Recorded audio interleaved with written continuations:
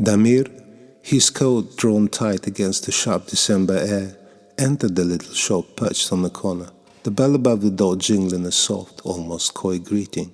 Inside, warmth embraced him like an old lover, an intimate comfort that soothed his handsome frame.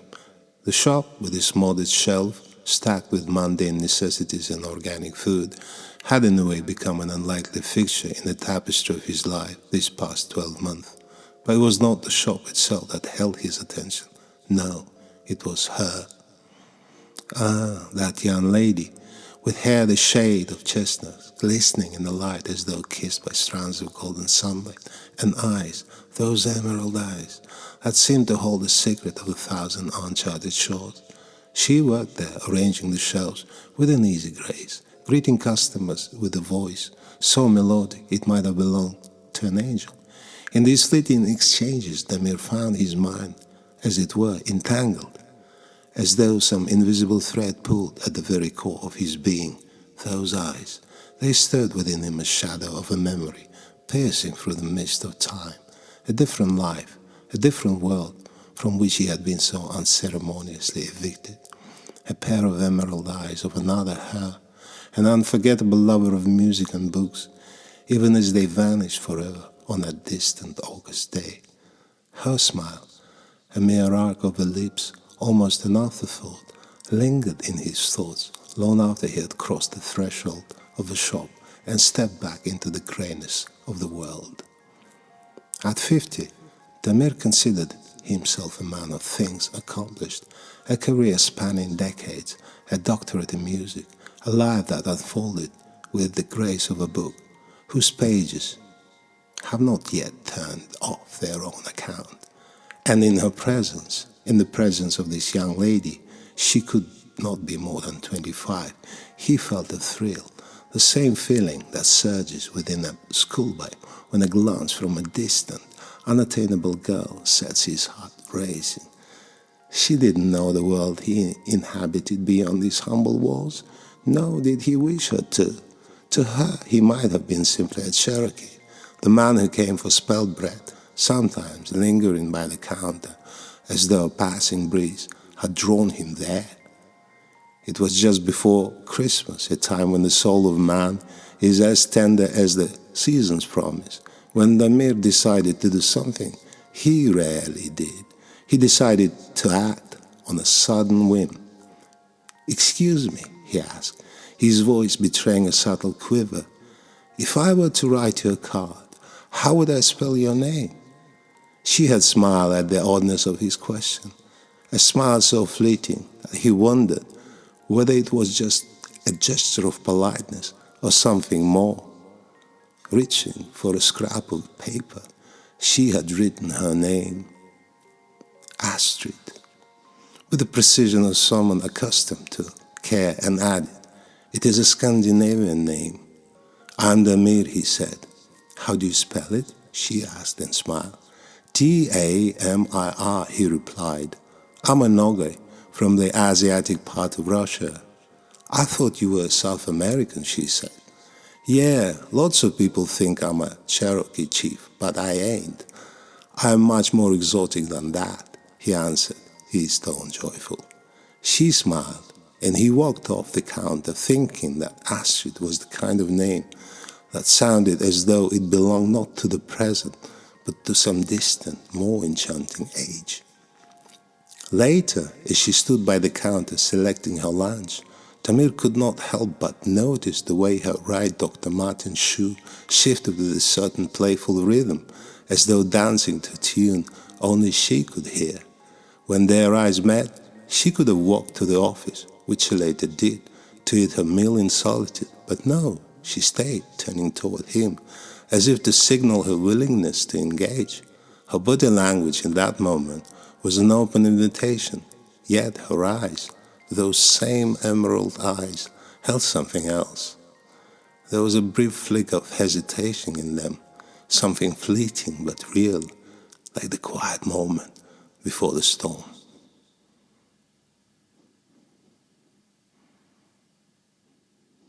Damir, struck by a sudden inexplicable urge to share, allowed his gaze to fall upon the modest ring encircling her finger. "I love the ring," he murmured, the words curling softly in the air, like smoke from a dying ember. Astrid looked at the ring, beautiful and shiny, and it seemed to hum with its own quiet history. It was a glance so subtle, it seemed less an act of awareness than a reflex of the soul. She walked up to the table. Damir raised his own hand, revealing a ring of silver on the second finger of his right hand. Its surface bore the wear of time and the intricate geometry of its design. "This was given to me by the chief of the Hopi tribe," he said, the words spilling from him with deliberate slowness, as though each syllable required careful sculpting. "I met him in Nevada, near the Grand Canyon. The chief, a towering man, called himself Thunder. He gave me this ring, saying it was a token of trust. Why he trusted me, I'll never know. Perhaps it was my smile, my Genghis Khan DNA spilled on that vast sun-tracked wilderness." His voice faltered slightly, a fissure in its polished cadence, as if the memory itself had shifted beneath his weight. He glanced at her. "Have you been to the States?" he asked, the question trailing behind his words like the wake of a boat on still water. "Yes," she replied. The answer was simple, unadorned, yet it arrived with the inevitability of a phrase overheard in a dream. Somehow he had known it before she spoke. She stood very close now, her fragrance delicate, elusive, drawing him further into her orbit. Yet there was a peculiar restraint in her posture, as though some fragment of her essence remained sealed behind an invisible partition. She seemed, in that moment, like an actress frozen mid-curtain, her exit rehearsed but forever postponed.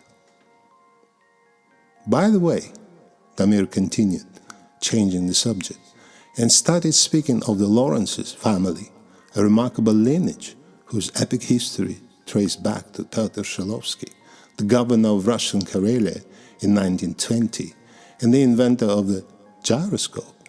He told Astrid that for 25 years the Lawrences family had treated him like equal, embodying a warmth and steadfastness that left a deep impression on him. Recently, they had been searching for someone to assist with their family business. In a moment of inspiration, he thought of Astrid and asked if she would be comfortable to get acquainted with the entitled family. Astrid smiled, a smile that was both modest and determined, and said, "Yes." As Damir spoke about the Lawrences, his words painted a vivid portrait of a family steeped in history and marked by a quiet elegance. Their legacy, he said, spanned continents, a testament of their enduring influence. Concluding his history, Damir retrieved a slip of paper from his pocket and handed it to her with a practiced casualness. "This is the Lawrence's contact information. I've added mine as well, just in case. Oh, and if you love books, Lady Lawrence has an incredible library. Who knows, she might even help you find work," he said with a warm, encouraging smile. "How do you know I love books?" she asked, raising her beautiful eyes in surprise. "I can tell by your face. It's very intelligent." "Do you really think so?" Astrid asked, looking him straight in the eyes. "Absolutely," Damir replied. She accepted the slip of paper with a smile, a small and private thing, and then, without warning, performed a curtsy. The gesture, absurdly old-fashioned, yet strangely poignant, caught him entirely off guard. For an instant he sat as if unmoved, caught between the past and the present, between gravity and grace. The moment hung in the air, suspended and fragile, like the quivering silence before the release of a single, final note. Encouraged further, he had gone home that evening full of some half-formed idea. He carefully selected 2 gifts. The first was a copy of The Novel with Cocaine by Mark Agave, a book he had adored for its raw, unflinching beauty. It was a work that spoke to him in ways he could not explain, and he hoped, perhaps, it would speak to her as well. The second was his CD of epic songs. He also signed a Christmas card, his first Christmas card written to a young English lady, simple in design, but filled with words that were more heartfelt than he cared to admit. He wanted it to be sincere, without thrills, but genuine. The following morning, with his heart drumming loudly in his chest, Damir took the gifts and delivered them to a colleague of Astrid's at the shop, careful not to draw too much attention to himself. It was after Christmas, on a Sunday afternoon to be precise, when he saw her again. He hadn't planned on stepping into the shop that day. In fact, his mind was set on a dozen other inconsequential errands. But as he passed by, a glimpse of her through the window froze him in place. She stood there, her back to him, engaged in conversation with a visitor, a lady in an elegant coat whose gestures carried the air of someone accustomed to being noticed. Something about the sight stirred an impulse in him. Without thinking, he parked the car and stepped inside, his movements careful, almost calculated, as if he feared the moment might shatter under its own delicate weight. Astrid didn't notice him at first. Her attention was fixed on the woman.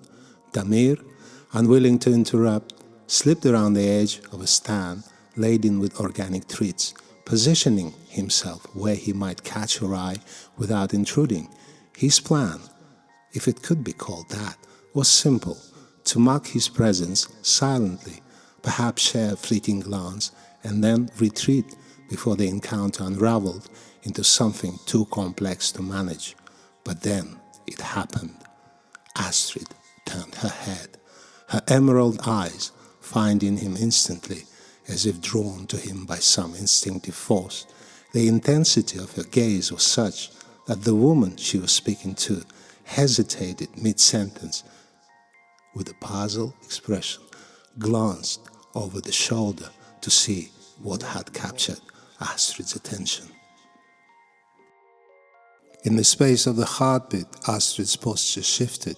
With a few smooth words, she extricated herself from the conversation, and then she was walking toward him, her cheeks flushed with a warmth that seemed to ripple through the air itself. "I received your gift and started reading the book. I am into Russian literature. It reminded me of Dostoevsky's Notes from the Underground, and I lost that slip of paper with phone numbers that you gave me," she said, her words brimming with an earnestness that touched something deep within him.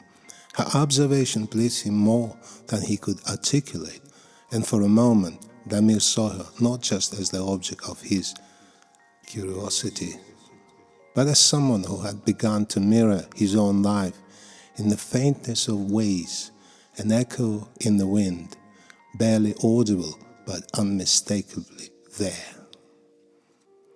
"I am glad it resonated with you," he said with a smile. "I'd love to hear your thoughts on it sometime. It's a book I've been drawn to for years, though Vadim is only 16, and I will drop in the Lawrence's contacts on Wednesday, if you don't mind." And there it was, that moment, so electric, so fragile, that passed like a stolen breath, like something unspeakable. Damir, caught in a tremor of her beauty, said the words before he could stop himself. "Astrid, you are gorgeous," he murmured, the words slipping out as if they had been waiting to be said for ages. "Thank you," she replied, the words wrapping around him like a soft but impenetrable veil. And just like that, the moment dissolved, as transient as a snowflake on the wind. He paid for a pint of milk, but left the store feeling both exhilarated and uncertain, like a man who had glimpsed something he could not hold. Days passed and Damir returned, though this time his purpose was practical, as though the previous conversation had never taken place. He wanted to ensure whether Astrid still wanted the Lawrence's contact information, knowing she had mentioned misplacing a note with the details. As he entered, he saw her emerging from the storeroom, pushing a cart laden with boxes. When their eyes met, she greeted him with a polite nod, distant, almost remote, as though a barrier had appeared between them in the intervening days. "Hi, Astrid," he said, offering her a smile, one that was supposed to be casual but felt strained.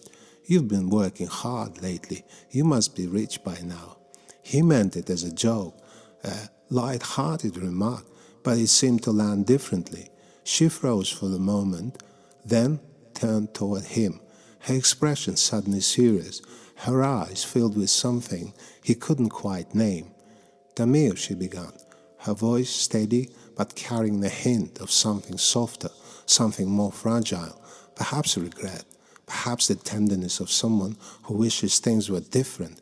Her gaze shifted slightly, as though trying to find the right words, the right way to let him down easy. "The reason I didn't text you is because I'm seeing somebody." The words hit him like bullets, sharp, unforgiving, tearing through the fragile threads of hope he had woven in the quiet corners of his mind. They entered his chest, hot and merciless, the sting lingering in his heart long after the sound of her voice faded. For a moment he stood there, frozen, as if the air had been knocked out of him. His thoughts scrambled, racing to catch up with the reality of the situation, and his heart thudded painfully in his chest, as though it too had heard the blow. "I'm not trying to chat you up, Astrid, though I like you a lot," he murmured, forcing a smile that didn't quite reach his eyes. "Okay," she said coldly. "I'm looking for a lifelong friend. We all have been there, huh? Is he a good guy?" And absent-mindedly invited her to the gig he was about to play later if she had nothing to do. "Okay," coldly reiterated Astrid and pushed the card. Without another word, he waved a goodbye with his fingers, turned and moved towards the door, the sharpness of the cold outside beckoning, though he knew it wouldn't cool the heat that still burned inside him. The door jingled behind him as he stepped out, leaving the shop, leaving her, and with her the ghost of a mythic heroine from the north, feeling there was a Chekhovian grandeur hiding behind the phrase, "The reason I didn't text you is because I'm seeing somebody," that needed to be deciphered another time from now on. Though he would never ask or expect her to text him, it was not his method of reconnecting with her. As Damir drove into the snowy dusk, her words echoed in his mind, not as a clean break, but as a riddle that seemed to demand deciphering. "I'm seeing somebody." So simple, yet laced with a tone that resisted finality. Had she drawn a line in the sand or left the door ajar, inviting him to peer through the silver of light she had left behind? Her emerald eyes seemed to haunt him now, their fleeting glances and half-smiles etched into his thoughts with greater clarity than before. The memory of her curtsy, her warmth as she spoke of Russian literature, and the hesitation in her gaze all felt like puzzle pieces he couldn't stop arranging, searching for a truth that might not even exist. The ghost of the mythic her now wove itself deeper into his thoughts, transforming the occasional flicker of her presence into a constant, consuming flame. Every nuance of their exchanges replayed in his mind like a melody, half remembered, its unresolved notes compelling him to listen again and again. And as the snow blurred the lines of the horizon, Damir couldn't help but wonder if this was her design, a subtle, deliberate pull into a labyrinth of longing, whether by accident or intention. She had become not just a part of his days, but a rhythm beneath them, and that, Damir vainly hoped, was a sweet kind of enough.